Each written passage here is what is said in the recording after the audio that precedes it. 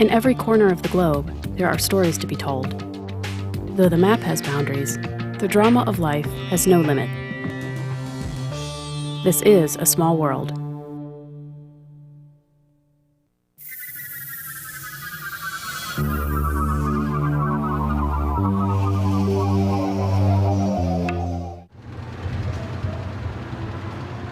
Kansas City, Kansas is a small Midwestern town not far from the Oklahoma border.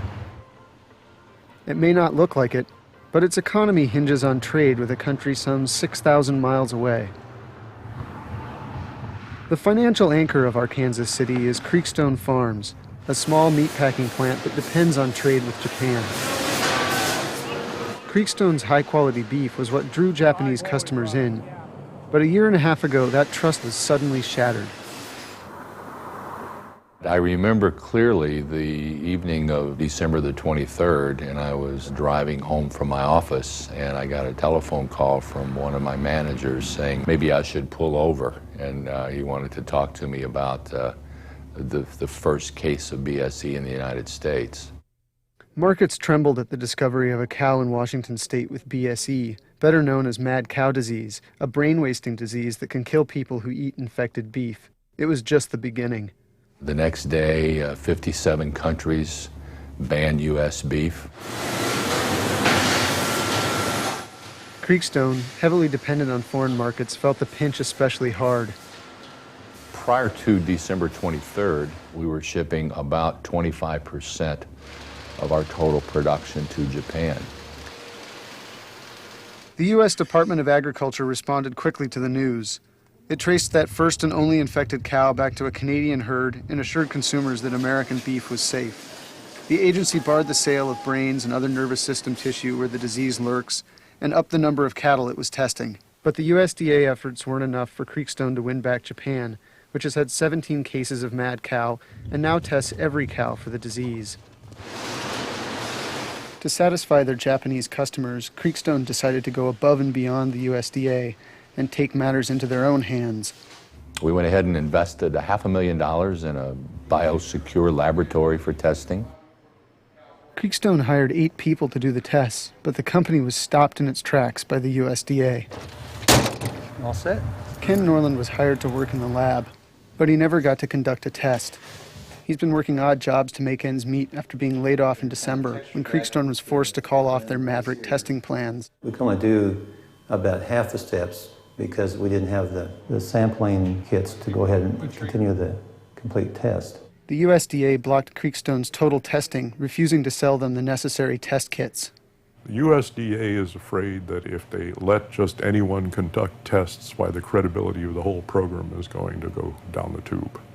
UC Davis animal health professor Dean Cliver says that testing every cow sounds good, but is no guarantee of safety. To my knowledge, nobody's ever detected BSE in an animal under 20 months of age.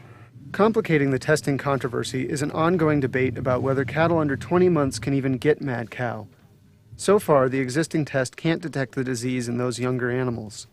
Most of Creekstone's meat comes from cattle aged 18 to 20 months, making the test pointless in the eyes of the USDA. But Stewart says the agency is turning a blind eye to the mad cow problem. I think the USDA has taken a position that if we don't test, we don't find, and if we don't find, we don't have it. The USDA does test. About 1% of the cattle are screened, but they are the ones most likely to have the disease, old and sick cows. That's still not good enough for Creekstone or its Japanese customers.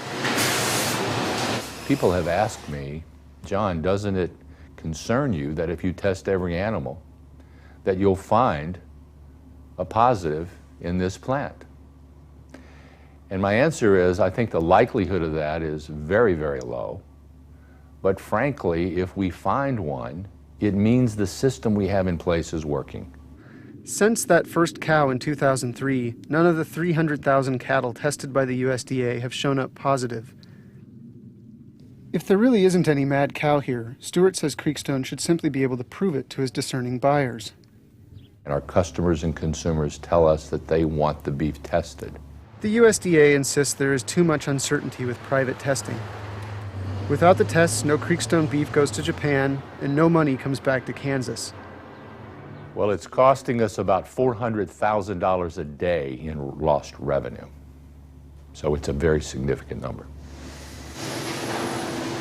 As a consequence, the largest employer in town has been forced to lay off nearly a quarter of its staff, leaving workers like Ken in the lurch without a job or health care. That's a real kicker there because no health insurance there. Your unemployment doesn't pay for that, so I've just been staying healthy. So is my wife. Slowly the bans are lifting. A few countries have reopened as the U.S. continues to test without any new cases. But the $2 billion a year Japanese market is still out of reach. Today, the plant runs at a fraction of its capacity, and the lab remains unused. After a hard year and a half, Creekstone isn't banking on the test anymore. To make up for international losses, Creekstone has branched out to a new domestic market, high-end natural beef. But that is little consolation for an out-of-work mad cow tester like Ken. It's been real tough because, making your mortgage, gasoline or electricity, just a very frustrating period of time. The frustration continues. Japan has announced it may soon take untested American beef, but hasn't said when. Without a set date, the day when U.S. steaks again go to Japan seems a long ways down the road.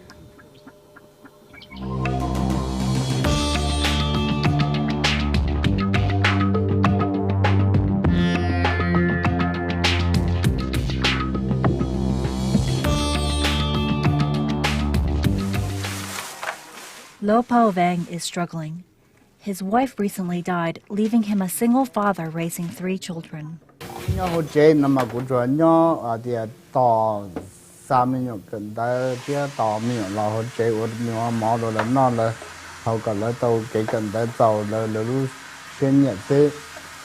1960s, Vang fought in the CIA's secret army against the North Vietnamese. Afterwards, like the nearly 100,000 Hmong refugees who fled Laos, he left his native country to escape persecution.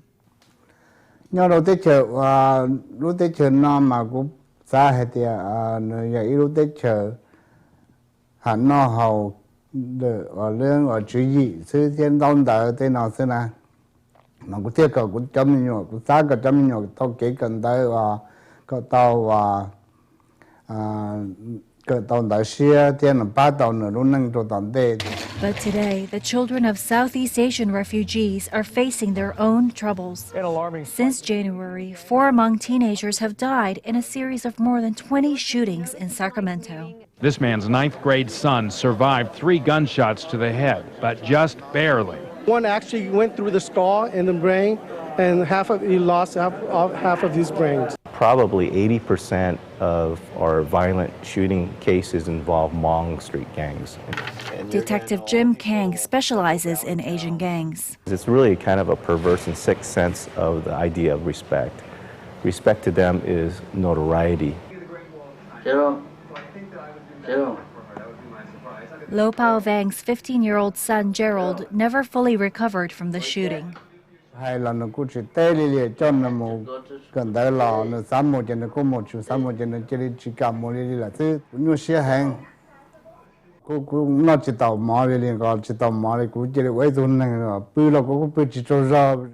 Gerald denies ever being a gang member, but he had friends who were. He was with them when a rival shot him. So why were you hanging out with guys who you knew were part of a gang? Just like, it just happened. What do you mean? Were there any other options?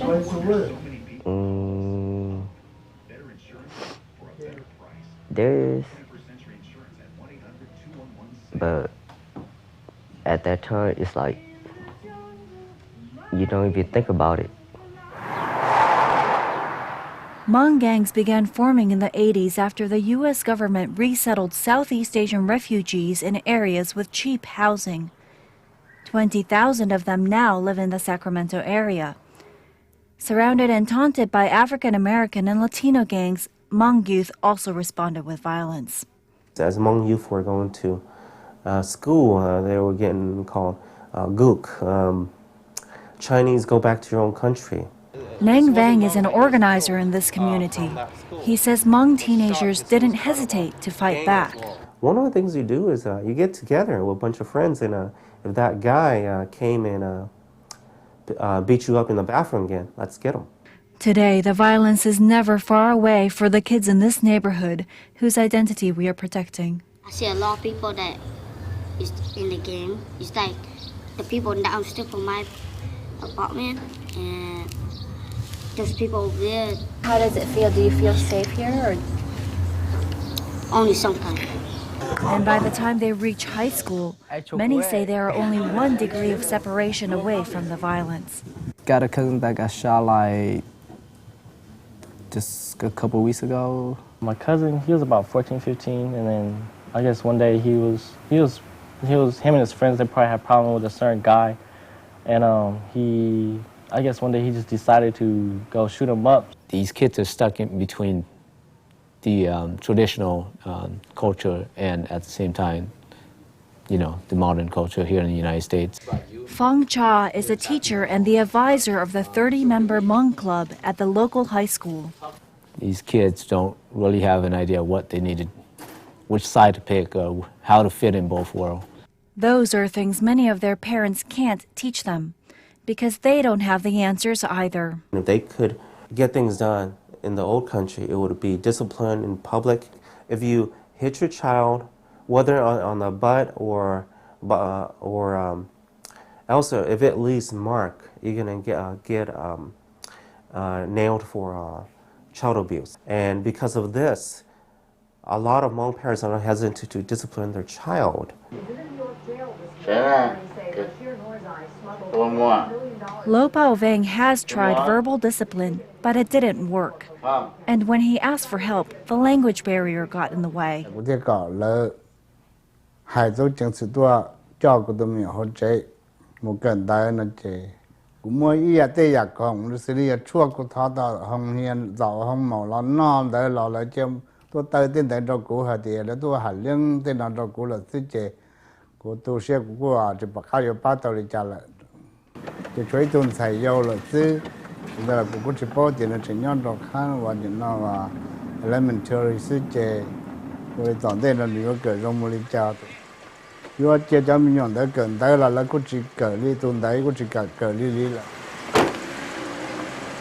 For now, Vang's daughter is in school, but it may take another generation for this community to bridge the two cultures and fulfill their American dream without the violence.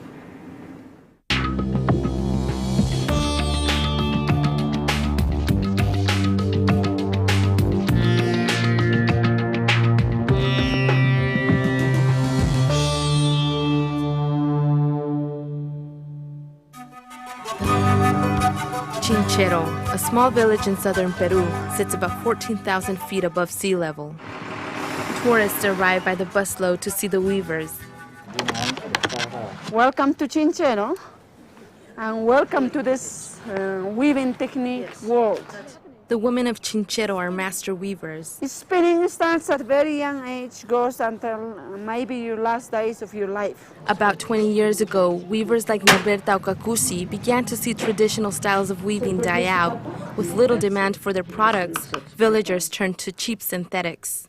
We were beginning to lose all the designs. We were no longer dyeing with natural fibers.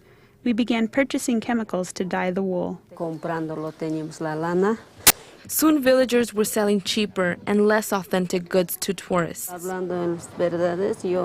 be honest with you, I wasn't weaving large pieces anymore. I was purchasing them from other places like Cusco, Puno, and reselling it at the marketplace. That's when a native of Chinchero, Nilda Kayaniaupa, decided to do something about it. She gathered people at her house and they began teaching one another. And this is the house where I was born and raised. It was only the beginning of a mission to help rescue an ancient craft. Tourism attracts, and it is not only about our ancestors. Our culture is alive today, and big businesses are making profits from this. So why shouldn't the natives also benefit? Nilda became one of very few women of Chinchero to go off to college, and in 1996, she founded the Center for Traditional Textiles of Cusco, CTTC. This comes easily to me. That's why I think this project has grown rapidly, because I never had large amounts of money to do all the work. With the help of U.S. funders, this year, Nilda's gone from working out of her house to a building in the city of Cusco. It's the new Center for Traditional Textiles of Cusco. She has a staff of 12 and operates a gallery. Now they're building a museum displaying the process of weaving and ancient artifacts. We are putting much emphasis on education. We want to teach people to know quality, why certain things are more expensive and take longer to make. Today, people are once again weaving with natural dyes, and children are learning the difficult designs at a very young age. Stefania has been working on this pattern on this belt for 4 days, and it'll take her one whole other day to completely finish her weaving. When she is done, her belt will look like this. Nilda's efforts have brought a renewed sense of pride and possibility for the weavers of Chinchero.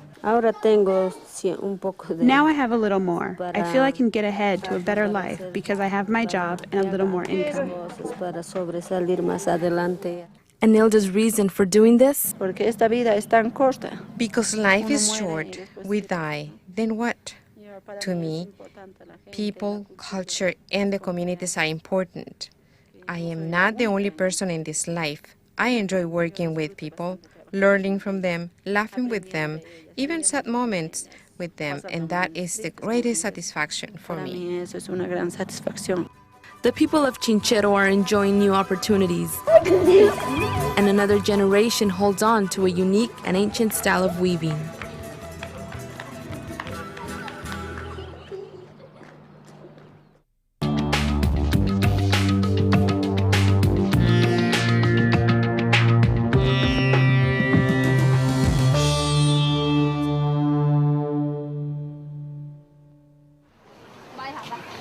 It's a typical Sunday morning in Chinatown. The streets are packed with shoppers and tourists. But off the main streets, something else is happening.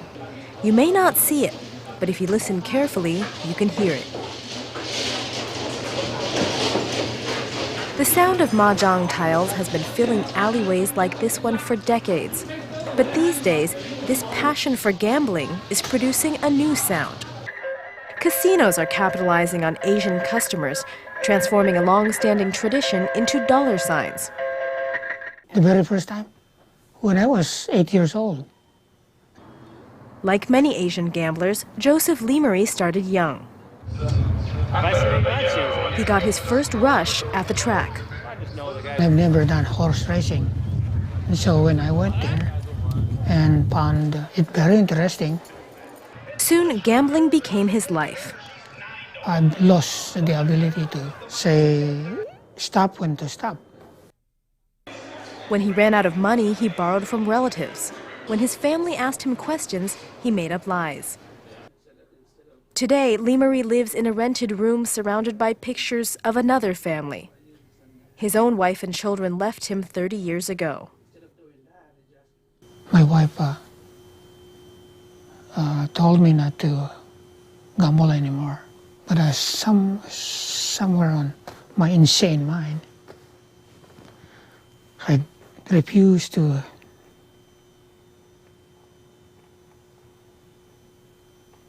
understand her side. Lemery struggles with his addiction alone, but his story represents a larger problem. While the gambling industry grows, experts say it's Asians who seem to have the toughest time staying away from gambling. Tim Fong is a psychiatrist who studies gambling addiction at UCLA. Every casino I've been to in America, at any point in time, you go in, you do just a straight snapshot, there's going to be a higher percentage of Asians in that casino as compared to the general population. Without any national studies, even figuring out the size of the problem is a challenge. But one survey in San Francisco did find that Chinese residents were 4 to 5 times more likely to be problem gamblers than the rest of the population. You see a lot of divorce, a lot of separations, a lot of tense relationship between family members. Hugh Tran works with Vietnamese foster children. He says that problem gambling contributes to 1/5 of his cases. Some parents, they just leave the kid at home and go to Baywood 101 and Garden City for several days straight, never return. Leo Chu sees the problem from the other side. He owns 3 card clubs and makes it his business to understand Asian gamblers. Asians look at gambling as fun. Don't look at it as a sin that we have to stamp out, and so we take it as a recreational, as a accepted fact. According to Chu, Asians aren't only gambling in larger numbers, but wagering larger bets. They're just bigger gamblers. They're more willing to take the risk. Casinos like Chu's are building their business by marketing to Asians. 歡樂氣氛，嚟發達谷玩得更開心，贏得更過癮，保證你有一個難忘嘅熱鬧新年。發達谷大賭場亞洲市場。Besides TV commercials and newspaper ads, there are concerts and special events for Asian holidays. Chinese New Year here at the Silver Legacy. All month long we have all specials at our restaurants. We also have a Asian market, Chinese market, which we have all kinds of gifts and artifacts and all kinds of great stuff. More than just food and gifts, casinos like this one have become fully multicultural. We have staff members who speak Cantonese, Japanese, pretty much anything. They're here to help those customers.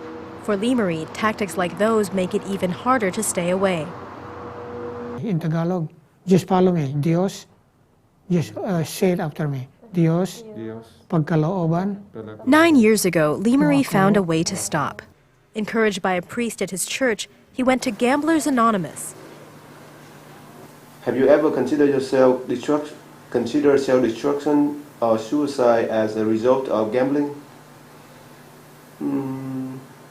Yes. This is your first time? Now he's not only attending but leading the meetings, often in several languages. This is one of only a handful of counseling programs designed for Asian addicts. But the reality is, few people come, and those who do are usually sent there by the court. Back at the casino, the tables are full of people who won't stop gambling or can't.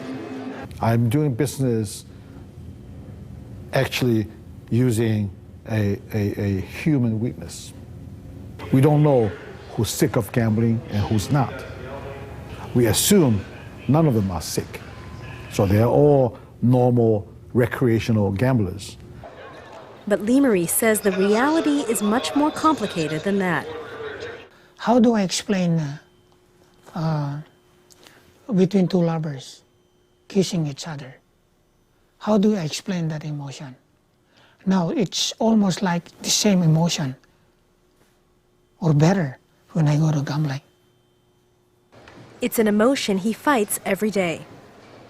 I can say that today, I just did not gamble today. That's all. That's all I can say.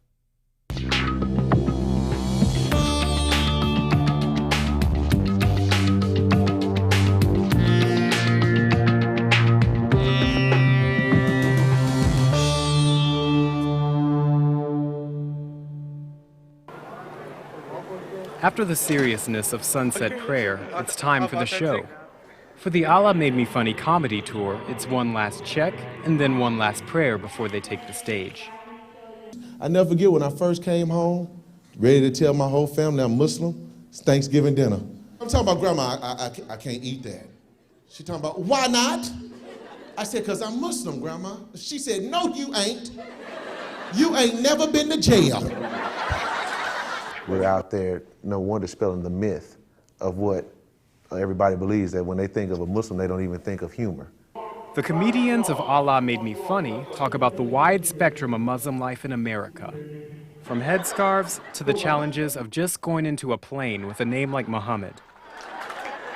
Think about it. If I was a crazy Muslim fundamentalist terrorist about to hijack the plane, this is probably not the disguise I would go with.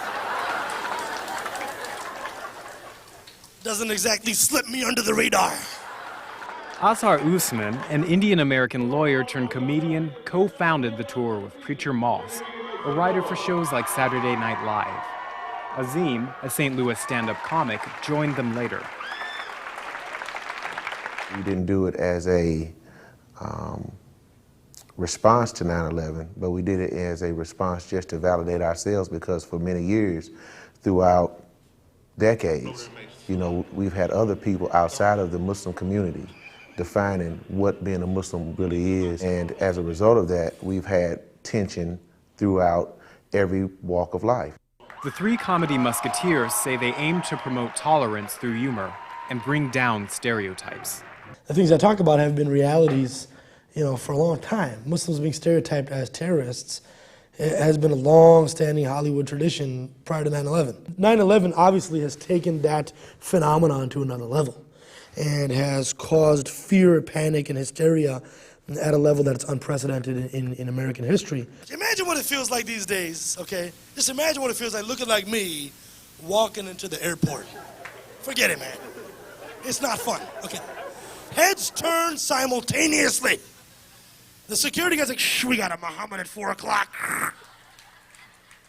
Muhammad 10-4. You take the smelly one, I got the hairy one. Excuse me, sir. Can I see your ID? Muslims got to get out there and denounce terrorism and make it clear that American Muslims and Muslims in general and the faith of Islam has nothing to do with terrorism. In fact, it denounces terrorism categorically. Islamic theology, philosophy, law, ethics are utterly incompatible with the notion of terrorizing innocent civilians. It's our job to get that message out. And we've miserably failed in doing that, I would argue. But through the universal power of laughter, this Muslim troupe attracted a diverse crowd to their message of tolerance. We have at least a 70% Muslim audience, as well as 30% non-Muslim audience. Persons come out for whatever their reasons are to find out what the tour is all about. And when they come out, they feel a lot more educated, a lot more open, you know, to be able to dialogue with other human beings and to realize that, you know, Muslims are just, you know, just like other people, they just practice Islam. Practice Islam and laugh a lot. The Allah Made Me Funny comedy tour has been extended to hit no less than 10 cities in the U.S. and abroad in the next few months. Their DVD is a success, and they're even invited to share their Muslim experience in the Arab world. Next stop, Cairo.